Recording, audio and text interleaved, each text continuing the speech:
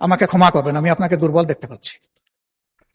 আমি চাই আপনি বলিষ্ঠ কমান্ডার হয়ে, অভিভাবক হয়ে এই সংসদ চালাবেন। আমি এই মহান সংসদের অভিভাবক হিসাবে মাননীয় স্পিকারের প্রতি বিনয়ী অনুরোধ করব যে আপনার অভিভাবকত্বের জায়গাটা আপনি সুদৃঢ় করুন। আমাকে ক্ষমা করবেন, আমি আপনাকে দুর্বল দেখতে পাচ্ছি। আমি চাই আপনি বলিষ্ঠ কমান্ডার হয়ে, অভিভাবক হয়ে এই সংসদ চালাবেন।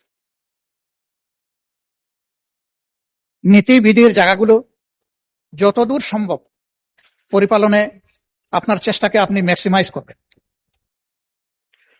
এইমাত্র অতি গুরুত্বপূর্ণ একটি বিল পাশ হলো। এই বিলটা তো দেশের স্বার্থে, সকলের প্রয়োজন, দেশের উন্নয়নের জন্য প্রয়োজন, বেকারত্ব দূর করার জন্য প্রয়োজন, কর্মসংস্থান সৃষ্টির জন্য প্রয়োজন, অর্থনীতির চাকাকে সচল করার জন্য প্রয়োজন। সেই বিলটা মনের মতো করে আমরা অংশগ্রহণ করতে পারলাম না বলে আমাদের আক্ষেপ থেকে গেল। আমরা তো চাই যে এইগুলাতে আমরা মনের মতো করে অংশগ্রহণ করি। আমার অনুরোধ থাকবে, ভবিষ্যতে এই লেকুনাগুলা না রেখে